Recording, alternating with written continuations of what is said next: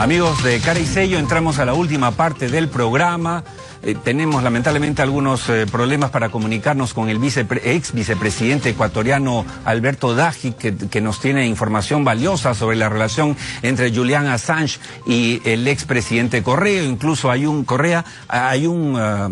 hombre fuerte de ese gobierno que está ahora en el Perú, el señor Patiño, pero bueno, vamos a tratar de enlazarnos con él. Pero ya está con nosotros nuestro invitado en esta parte del programa, que es el presidente de Perú Petro, el ingeniero Ceferino Yesquén. Bienvenido al programa.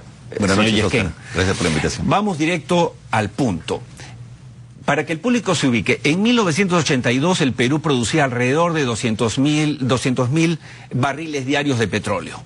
El año pasado apenas ha llegado a menos de 50.000, es decir, que ha bajado menos de la mitad, ¿de acuerdo? Es una cuarta parte de lo que producía el 82.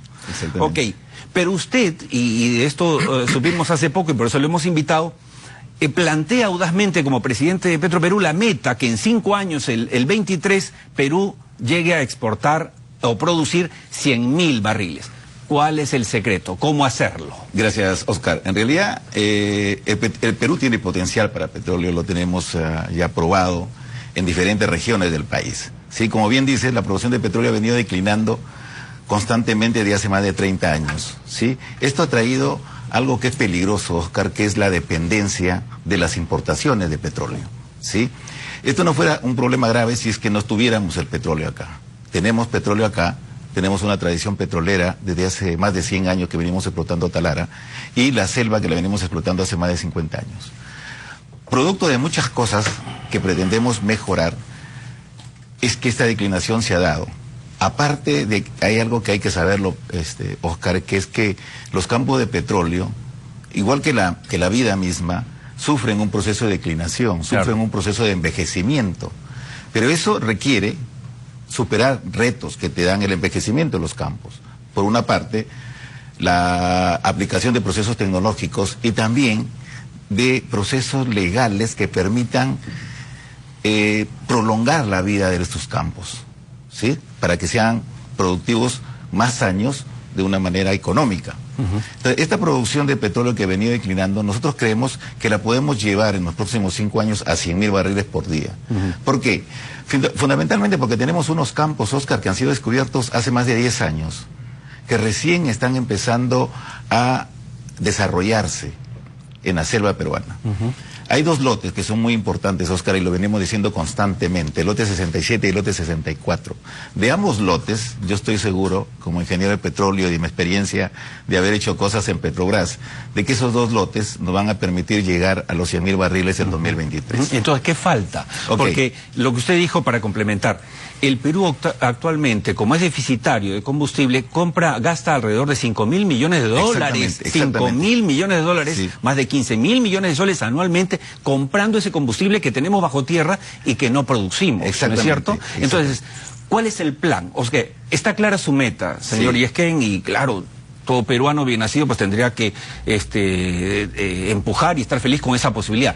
Pero ¿cuál es la tarea? Exactamente, para ser más exactos, 17.000 millones de soles, Oscar, fueron gastados el año pasado para importar petróleo y diésel. Hay algo más que me gustaría decir. La producción de petróleo en los últimos años ha generado impactos ambientales que han generado tensión y conflictos sociales, que nos ha llevado a un punto muy crítico, no solamente en el petróleo, como sabes, sino también en la minería. Esto requiere, Oscar, corregir comportamientos, corregir supervisiones, corregir fiscalización y fundamentalmente corregir cosas como por ejemplo la ley del Cano, que no permite que las comunidades que están cerca de nuestra actividad sientan los beneficios de la industria.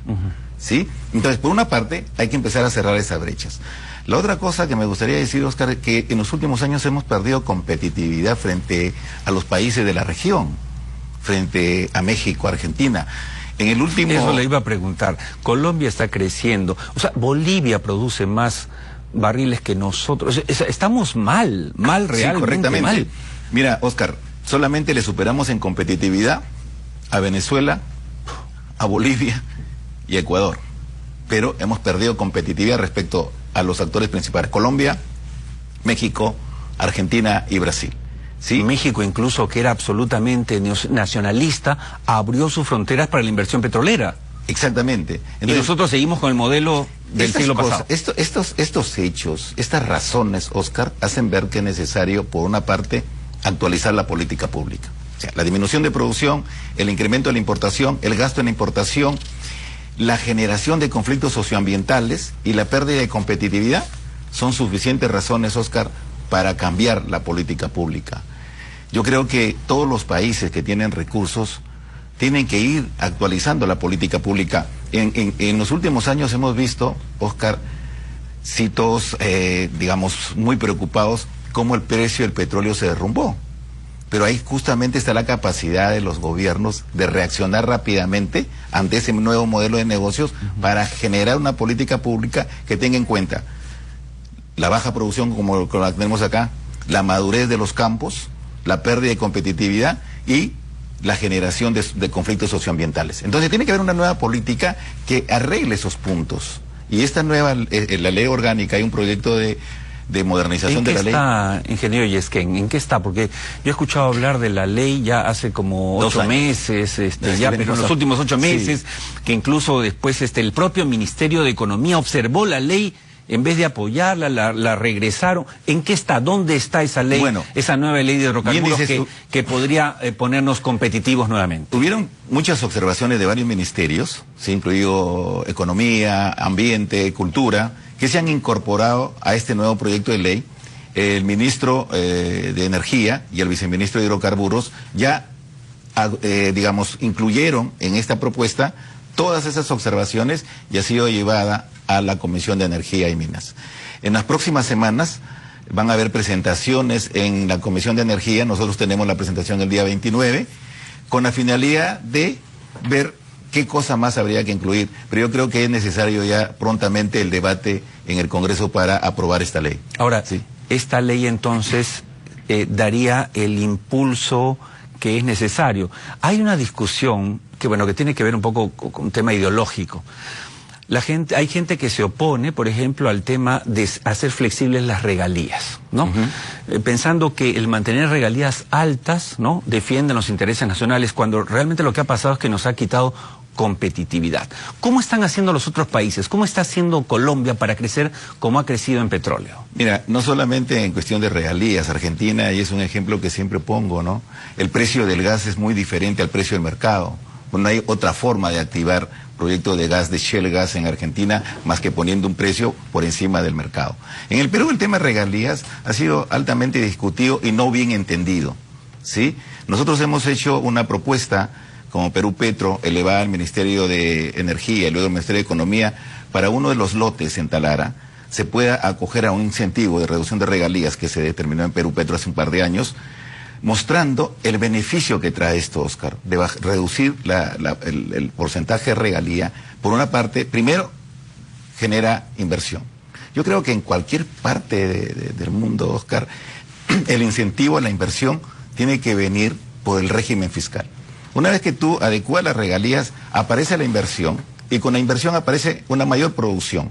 Y esa mayor producción, aun cuando la tasa es menor, el valor de la regalía como tal es mucho mayor a la que teníamos antes. Y esto genera no solamente la regalía, Oscar, sino también genera trabajo para gente petrolera que tenemos hoy sin trabajo, producto de la caída de las inversiones profesionales, trabajadores, gente que se está preparando en las universidades y en una visión de futuro en la industria nuestra. Entonces, esta nueva ley, Oscar, creo que va a permitir empezar a modernizar nuestra industria. Los petroleros en general, el país en general, Oscar, se merece tener una industria de petróleo y gas moderna, eficiente, que permita por una parte poder dar la energía que necesita el país, generar riqueza, generar trabajo en el país. De acuerdo. Yo agradezco mucho su presencia en el programa, el señor Yesquén, porque creo que lo que usted está haciendo en Perú Petro es una labor, no digo solitaria, sino una labor esforzada, porque digamos que no, el petróleo como acá no es la vedette, ¿no es cierto? Y por eso es que hemos querido traerlo acá, porque el petróleo es importante, tenemos petróleo, y tenemos todo el potencial para salir adelante y ser un puntal en Latinoamérica. Exactamente, Oscar. Yo vengo conversando con diferentes actores para hacer ver que el petróleo es importante para la energía que necesita el país. Estupendo. No se vaya, por favor, porque me dicen que estamos enlazados telefónicamente con el ex vicepresidente ecuatoriano Alberto Dagi, que está ahí, está en la línea, ¿me escucha? Muy buenas noches, Oscar, aquí estoy. Qué bueno, Alberto, encantado de tenerlo por el hilo telefónico, porque la tecnología nos hizo una mala pasada. Pero voy rápidamente a la pregunta antes que nos gane el tiempo. Usted ha sido vicepresidente de Ecuador, además conoce muy bien el ámbito político de su país. La primera pregunta es, ¿cuál era la relación entre Julian Assange, el hombre de Wikileaks, y el expresidente Correa? ¿Esta relación, señor Dagi, tendría algo que ver con la decisión del actual presidente Moreno de haberle retirado el asilo político a Assange? Es evidente que existía una relación entre el señor Assange, el expresidente Correa, el entonces canciller Patiño. Hoy se dice en el Ecuador que inclusive mucho antes de formalmente solicitar a Assange y concederle al Ecuador el asilo, se habría modificado la embajada del Ecuador para que él pudiera residir ahí. De tal suerte que hoy no es nada raro que Assange junto a Correa estén conspirando para desestabilizar el gobierno de Lenín Moreno. Señor Dagi, Ricardo Patiño, ex canciller del gobierno de Rafael Correa, justamente ha llegado a Perú, según las informaciones que tenemos en estos días, y ha llegado sin pasaje de retorno a Ecuador. ¿Por qué lo está investigando el gobierno de Lenín Moreno? Existe en el Ecuador evidencias de que un ciudadano sueco muy allegado, casi un delegado de Assange en el Ecuador, habría estado realizando actividades de hackeo, actividades de espionaje, actividades de las que realiza el señor Assange. El señor Patiño coincidentalmente viajó a los mismos destinos que este señor sueco en muchas ocasiones al exterior. El señor Patiño ha realizado 15 viajes a Venezuela últimamente, en muchos de ellos también coincidiendo con este señor sueco, de tal suerte que parece existir una conexión y es lo que está investigándose en el Ecuador. Alberto, Correa está prófugo en Bélgica, su ex secretario de Comunicaciones estaría en Venezuela, una ex asambleísta y el que fue superintendente de Comunicaciones han huido a Bolivia y finalmente, como hemos mencionado, el ex canciller Patiño está en Perú. ¿Hay persecución política contra el correísmo en el gobierno de su ex amigo Lenín Moreno? Todos los exmandatarios ecuatorianos, sin excepción, hemos expresado nuestra enorme preocupación respecto a que nunca se había visto en el Ecuador una estructura de corrupción generada y orquestada desde el gobierno. Nunca antes en la historia del Ecuador se ha visto algo que se podría llamar crimen organizado desde el gobierno, de tal suerte que es difícil pensar que esto se trate de una persecución política. Más aún, el clamor general de editorialistas, comentaristas, exmandatarios, es que no se ha hecho suficiente en perseguir la corrupción heredada. Señor Dagi, muchas gracias por esta conversación en exclusiva con Cara y Sello. Esperamos poder tenerlo un día por aquí de visita. Muchas gracias. Un gran abrazo.